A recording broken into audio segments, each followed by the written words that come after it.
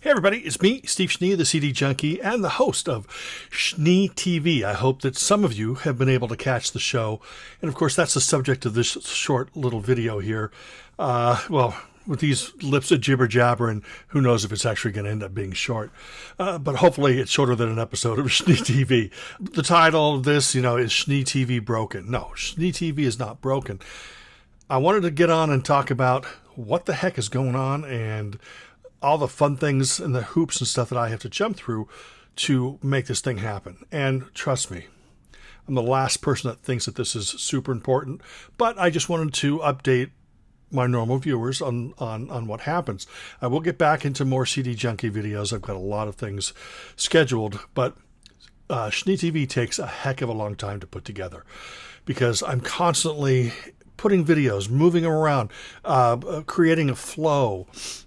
Then I have to adjust volumes. Then I have to decide, okay, let's get permission from the artists and the labels. Of course, I do that first.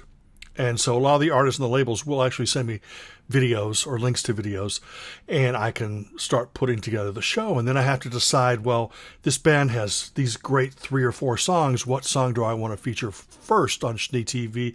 There's a lot of things that go into it. So a lot of thoughtful planning. I try to make it like a mixtape. My mixtapes were not random back in the 80s when I would make them.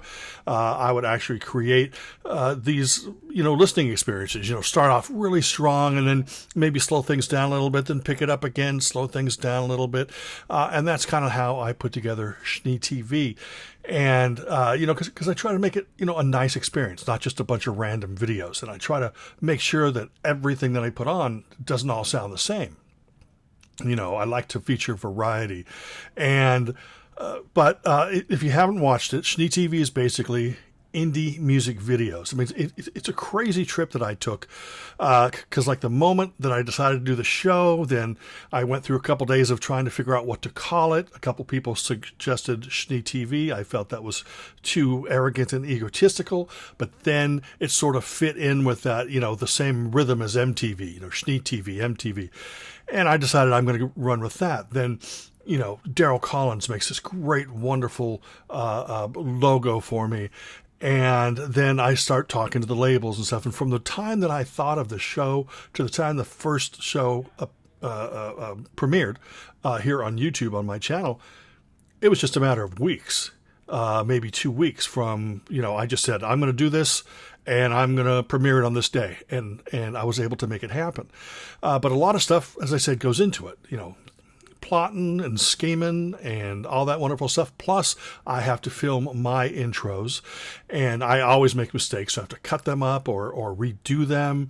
Sometimes the lighting's not right. Like this lighting is way too bright right now, but this is just a silly little YouTube video that where I'm discussing stuff, so it doesn't really have to be perfect, and then I'll get friends like Matthew Street or Grant Arthur to do their intros, and then they just can't drop everything and do them right away. They have busy schedules, they have real life plus their channels, and then sometimes I'm not able to get them in time because I'll have to remove videos, and that's what I want to talk about.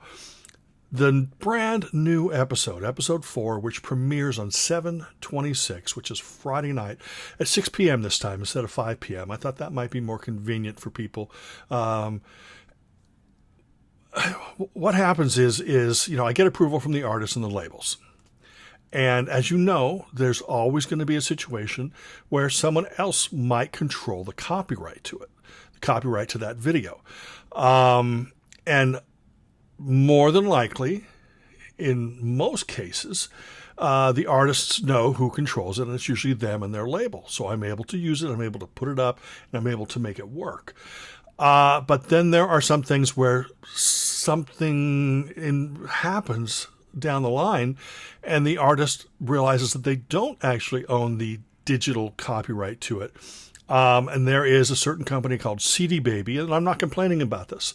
You see, this is the one thing. I don't complain if I can't use a video because I understand the whole idea, the whole concept of copyrights. I understand what I can use and what I can't use. And where I would love to use a lot of these companies, SchneeTeeVee, when an artist signed with SchneeTeeVee back in the days when it actually was, distributing their work physically, be it CD or vinyl, then I believe somewhere along the line, SchneeTeeVee also assumed the digital distribution rights. And once SchneeTeeVee ceased physical product distribution, they still retained the rights to the digital distribution. So basically what happens, so if you go up and you buy that album, the digital version from Amazon or from another place that owns, or that you download stuff from, more than likely SchneeTeeVee controls the digital rights, so SchneeTeeVee can keep tabs on what they're going to owe the artists and stuff like that. So for some reason, and it's happened with one video and it's happened with two videos, in an episode, I started discovering, okay, SchneeTeeVee, they have control of these. The artists were completely unaware. The artists thought, okay, SchneeTeeVee's gone, whatever. Or the artists didn't realize that SchneeTeeVee had like a really firm hold on the digital distribution, copyright, all that stuff. So this episode that you're going to see on the July 26th, episode 4 of SchneeTeeVee, when I originally put it out, it was incredible. It just had so much great music on it. When I say it's incredible, I'm not referring to me or Matthew Street or anybody appearing in, although, I love when Matthew does his introductions. The music, just amazing. And then what happened is, of the 16 videos that were going to be on the episode, 8 of them blocked it from being shown, which in the past, in the first 3 episodes, I had one show had 1 song and one show had 2 songs. So it was easy to trade those out. But when you're looking at 8 songs and you spent a week compiling this and filming everything, and then at the last minute, YouTube says, oh, nope, sorry, we made a mistake. You can't let those be shown. Because I run these videos through YouTube. Every time I move a song around, I render the video, the entire one, without my intros, whatever, and put it up on YouTube just to see if there are any copyright issues. And it tells me all through the process there's no copyright issues until the final upload, when it's all complete. That, for some reason, is the one that says, oops, we made a mistake. We cannot put this video up. Nobody can see this. It's not, this can't be seen in other countries. It's, this video is blocked entirely. And it's so frustrating because that's 8 great songs that I had to remove. Thankfully, I added 8 great songs into the new show, and you are going to be able to watch that. I'm thankful that I get to use what I get to use. I'm thankful for the artists. I'm thankful for the labels who are so giving of this music. They wrote this. They created it. They put money into this. My channel does not make money. And I don't have a big enough ego to set up a Patreon, and I don't think it's safe to give you my PayPal address to ask you to send money. I do this because I love it. Do I think that it's worth people paying for? No, because I'm giving it to you for free already. There's tons of channels that offer you free stuff. There's nothing special that I do that you should have to pay for. Would it help? Oh, heckers, yeah. But I don't think I'll ever be able to get to that point. I love that people do. I love that there are other channels that just gladly will take Patreon and gladly will take PayPal and all of that stuff. I really, really dig that. I wish that I had that kind of confidence. I wish that I had that kind of stuff that people would want to pay for on their channel. But I don't. I'm just a music geek who loves music and wants to share it. And this is just a long way to let you know that SchneeTeeVee will be an ongoing thing. Not that anybody even cares or worries.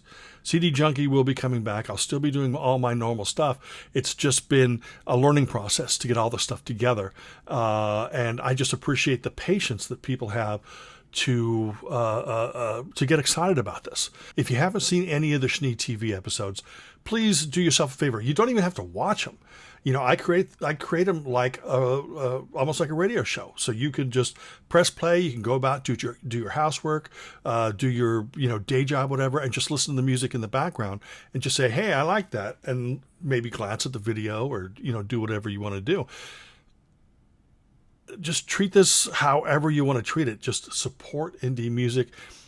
This is my way of supporting it, since I can't afford to go out and buy all this stuff, but I can afford to maybe inspire other people to buy it, or at least listen to it, to know, hey, there is some great music being made out there. Just watch an episode of SchneeTeeVee and you will understand just how many great artists, great genres are out there to explore. And, I hope that you come back again and again and watch the shows. I really appreciate you watching this. I know I've gone on way too long. Thank you so much for your time.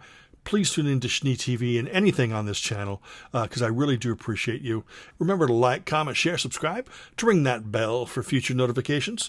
And until the next time, remember me. I'm Steve Schnee, the CD Junkie.